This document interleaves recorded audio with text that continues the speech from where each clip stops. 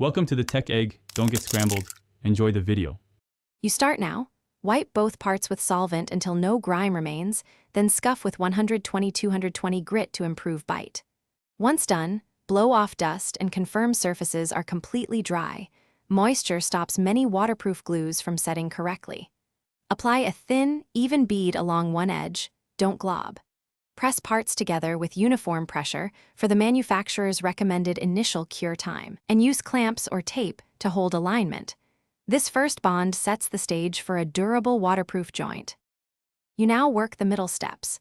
Inspect the joint for gaps and reapply where needed, using the recommended amount. Too little fails, too much stays tacky.